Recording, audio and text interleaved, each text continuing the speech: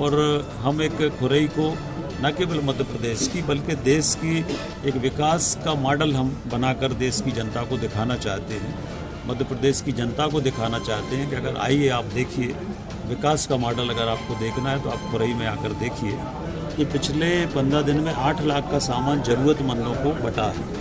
खुरई अकेले में 4 दिन में हमने 5000 कंबल बांटे हैं 4 दिन के अंदर।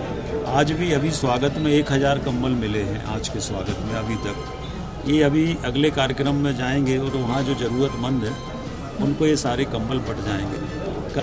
किसी ने क्या खूब कहा है और इस नेता पे वो लागू होते हैं शब्द कि सर झुकाना सीखना पड़ता है लोगों के कदमों में, जमहूरियत में यूं ही हाथ सरदारी नहीं आती।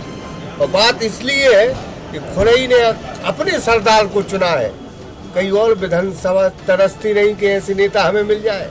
मुख्यमंत्री आ रहे हैं और मुख्यमंत्री भी ये कह के जाएंगे, खुरई की जनता अपने नेता को विश्वास दिला रही है कि मध्य प्रदेश की धरा पर अगर किसी मुख्यमंत्री का स्वागत हुआ है तो वो डॉक्टर मोहन यादव का होगा। भाई साहब तकरीबन 10-15 दिन युद्ध स्तर पर तैयारियां चल रही हैं स्वागत की और पूरी जनता आपके पीछे खड़ी है। देखिए, मैं पूरे खुरई विधानसभा क्षेत्र की जनता का बहुत हृदय से ऋणी हूँ कि लगातार उन्होंने मुझे तीसरी बार सेवा करने का अवसर दिया और मैंने भी जितना मेरी क्षमता थी उस क्षमता से बढ़कर खुरई के विकास के लिए काम किया। और मैं ये कह सकता हूँ कि हम सब जानते हैं कि आज से 10 साल पहले खुरई विधानसभा मध्य प्रदेश की सबसे पिछड़ी हुई विधानसभा थी। 50 साल के कांग्रेस के शासन में खुरई में सिवा शोषण, अत्याचार और गुंडागिर्दी के अलावा कुछ नहीं था। इन 10-12 वर्षों में आज खुरई मध्य प्रदेश की सबसे जो विकास करने वाली विधानसभा है, सबसे तेज गति से विकास अगर किसी विधानसभा का हुआ है तो वो खुरई विधानसभा का हुआ है। इसके पूरे सरकारी आंकड़े और अभी फिर माननीय मुख्यमंत्री जी से हमने आग्रह किया था कि वो खुरई आए। उन्होंने हमारे आमंत्रण को स्वीकार किया और परसों 10 तारीख को वो खुरई आ रहे हैं।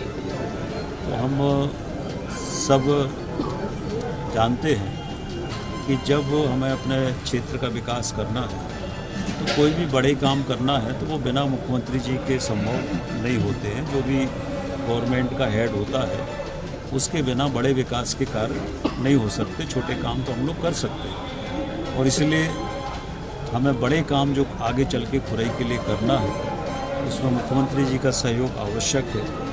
और हमने उनको निवेदन किया था कि आप आएँ, खुरई की जनता आपका सम्मान करना चाहती है। और मुझे खुशी है कि खुरई की जनता में जिस तरह का उत्साह है, जिस तरह की तैयारियां खुरई की जनता कर रही है वो आप सब देख रहे हैं।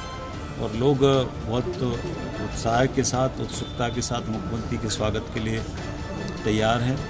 और हम सब जानते हैं कि हमारा कोई अतिथि होता है तो जब हम उसका सम्मान करते हैं तो सम्मान करने के बाद ही हमें कुछ मांगने का अधिकार होता है। इसलिए हमारे क्षेत्र की जनता हम सब मिलकर उनका अच्छा सम्मान करेंगे। और मुझे विश्वास है कि मुख्यमंत्री के आने से 2026 का जो ये वर्ष है ये खुरई के विकास को और गति देगा और उपलब्धियों से भरा ये वर्ष खुरई के विकास के लिए होगा, ऐसा मैं मानता हूँ। जब एक नेता में जो विकास की भूख रहती है, हमने अक्सर देखा विजन होना चाहिए, तो भूख बदस्तूर आज भी जारी है। सब कुछ मिला है खुरई भी लगता है कि और कुछ मिलना चाहिए। ये बात सही है कि जितना काम हुआ है मुझे कई बार सोचना पड़ता है कि अब मुझे करना क्या है, ये आगे अब और क्या मांगना है मुख्यमंत्री से, क्योंकि इतने काम पिछले 10-12 वर्षों में हुए हैं तो अब और क्या क्या करना है ये सोचना पड़ता है। तो फिर भी हमेशा विकास की संभावनाएं रहती हैं, विकास के काम रहते हैं। अभी भी हमारे सामने चुनौती है, हमारे यहाँ अच्छी शिक्षा की व्यवस्था हो इसके लिए हमें काम करना है, हमारे यहाँ स्वास्थ्य की अच्छी व्यवस्था हो इसके लिए काम करना है, हमारे खुरई का औद्योगिकरण तेज़ी से हो इसके लिए हमें काम करना है, हमारे खुरई के लोगों को रोज़गार के लिए बाहर ना जाना पड़े, बच्चों को यहीं पर रोज़गार की अच्छी व्यवस्था हो इसके लिए हमें काम करना है। बीना नदी का पानी जल्दी खेतों तक पहुंच जाए इसके लिए हमें काम, ऐसे अनेक काम हमें करना है। हमारा सपना है कि हमें खुरई में मेडिकल कॉलेज बनाना है, हमें खुरई में यूनिवर्सिटी बनाना है, और हम एक खुरई को न केवल मध्य प्रदेश की बल्कि देश की एक विकास का मॉडल हम बनाकर देश की जनता को दिखाना चाहते हैं। मध्य प्रदेश की जनता को दिखाना चाहते हैं कि अगर आइए आप देखिए विकास का मॉडल, अगर आपको देखना है तो आप खुरई में आकर देखिए कि विकास का मॉडल कैसा होता है। आज भी विकास का मॉडल है और आने वाले समय में भी खुरई में हमेशा मध्य प्रदेश और देश में विकास का मॉडल रहेगा, ऐसा मेरा संकल्प है। और इस जुनून के लिए मैं काम कर रहा हूँ, और जनप्रतिनिधि की जिम्मेदारी है कि वो जनता के कल्याण के लिए हमेशा सोचे। और मैं हमेशा कहता हूँ कि राजनीति में दो तरह के लोग होते हैं, एक राजनीतिक होते, एक राजनेता होते हैं। जो राजनीतिक होते हैं वो चुनाव के बारे में सोचते हैं, और जो राजनेता होता है वो विकास के बारे में सोचते हैं। तो मैंने अपने पूरे राजनीतिक जीवन में कभी चुनाव के बारे में नहीं सोचा, मैं चुनाव के बारे में सोचता भी नहीं। मैं जो कुछ भी सोचता हूँ वो जनता के कल्याण के लिए सोचता हूँ, जनता के लिए सोचता हूँ, और उसी का परिणाम है कि आज हम ये सब कर पाए। मतलब एक व्यक्तिगत सवाल भी है कि पिता वहाँ धन्य हो जाता है जहाँ उसके पुत्र जो है पैरों पर खड़े हो जाए और संस्कार मान। मैं अभी बेटे अविनाश का कवरेज कर रहा था, मुझे लगा कि सारे संस्कार बहुत बेहतरीन दिए और सारी जिम्मेदारी बहुत बखूबी संभाल रहे हैं। देखिए, हर माता पिता की जिम्मेदारी होती है कि वो अपने बच्चों को अच्छे संस्कार दें, और मैं इसके लिए ईश्वर की कृपा मानता हूँ कि मैं अपने कर्तव्य में सफल रहा और बच्चों को ठीक संस्कार दे पाया, और ये ईश्वर की कृपा है। और जो एक पिता का कर्तव्य था उसको मुझे खुशी है कि मैं उसमें सफल रहा, इस बात की मुझे खुशी है। मतलब एक पहल आपने बहुत शुरू की है, कार्यकर्ता सम्मान, फूल माला देकर सम्मान करते थे, और तकरीबन 8-10 लाख रुपए की सामग्री जुट गई जो गरीबों की काम आ रही, बच्चों के काम आ रही। देखिए, निश्चित रूप से हमने एक नई पहल की है। पहले मेरे मन में हमेशा रहता था कि फूल मालाओं से जो स्वागत होता है, इससे ये पैसे बाद में ये फूल मालाओं का उपयोग नहीं रह जाता। हमारी संस्कृति में फूल मालाएं भगवान को पहनाते हैं, संत महात्माओं को पहनाते हैं, महापुरुषों को पहनाते हैं, उनको पहना है। परंतु जो जनप्रतिनिधि होते हैं वो जनता के सेवक होते हैं, और इसलिए हम लोगों को फूल माला पहनने की आवश्यकता नहीं है। और इसलिए हमने लोगों से आग्रह किया कि आप जो फूल माला में पैसा खर्च करते हैं उसके बदले में उतने पैसे की आप मुझे कुछ सामग्री दे दें। और इस पहल का इतना सार्थक परिणाम निकला, लोगों का इतना समर्थन मिला कि मुझे भी ऐसा विश्वास नहीं था। और आप आश्चर्य करेंगे कि पिछले 15 दिन की इस पहल में लगभग 8 लाख का सामान लोगों ने स्वागत में दिया है, सम्मान में दिया है। और अब आप देखते हैं कि मैं जहाँ पर भी जाता हूँ तो कोई मुझे टॉफ़ी देता है स्वागत के लिए, कोई बिस्कुट देता है, कोई गुड़ की पट्टी देता है, कोई कॉफ़ी देता है, कोई कंबल देता है, कोई किताब देता है, कोई बच्चों की स्वेटर देता है, कोई खेल का सामान देता है, कोई पानी की बोतल देता है। तो आप जानकर प्रसन्नता होगी कि पिछले 15 दिन में 8 लाख का सामान ज़रूरतमंदों को बटा है। खुरई अकेले में 4 दिन में हमने 5000 कंबल बांटे हैं 4 दिन के अंदर। आज भी अभी स्वागत में 1000 कंबल मिले हैं आज के स्वागत में अभी तक। ये अभी अगले कार्यक्रम में जाएंगे और वहाँ जो ज़रूरतमंद है उनको ये सारे कंबल बट जाएंगे।